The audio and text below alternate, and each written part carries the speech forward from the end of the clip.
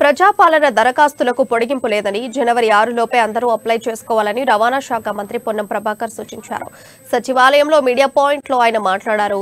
తెలంగాణ ఏర్పాటును ప్రధాని మోదీ ఎన్నోసార్లు అవమానించారని అన్నారు. బీజేపీ ఇప్పటివరకు తమ పార్టీ శాసనసభాపక్ష నేతను కూడా ఎన్నుకోలేకపోయిందని ధ్వజమెత్తారు. మేడిగడ్డపై కేంద్రం ఎందుకు సీబీఐ విచారణకు ఆదేశించడం లేదని ప్రశ్నించారు. కేసీఆర్ను రక్షించేందుకే సీబీఐ విచారణ జరిపించడం లేదని దుయ్యబట్టారు. బీజేపీ బీఆర్ఎస్ మధ్య ఉన్న అవగాహన అందరికీ తెలుసునని, కేసీఆర్ ఇచ్చిన స్క్రిప్టునే కిషన్ రెడ్డి చదివారని ధ్వజమెత్తారు.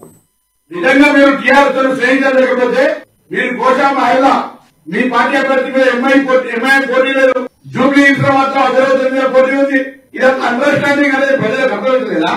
సో ఎన్నికల్లో లబ్ధి పొందడానికి సంబంధించి మీరు ఎన్ని డ్రామాలు ఆడినా మీరు మళ్ళా 100 సీట్లలో డిపాజిట్ రాలే.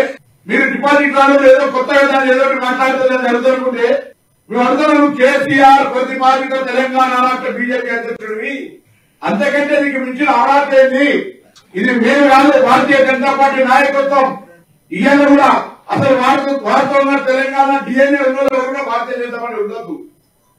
కేంద్రంలో లోక్సభ సాక్షిగా నరేంద్ర మోడీ గారు తెలంగాణ విధానాన్ని, తెలంగాణ ఏర్పాటు, తెలంగాణ అభివృద్ధి ఆకాంక్షల్ని, తెలంగాణ ప్రజల ఆకాంక్షలు అవమానపరిచే విధంగా మాట్లాడేందుకు కూడా ఇంకా బీజేపీ చెప్పుకునే సిగ్గుండాలని అంటాము.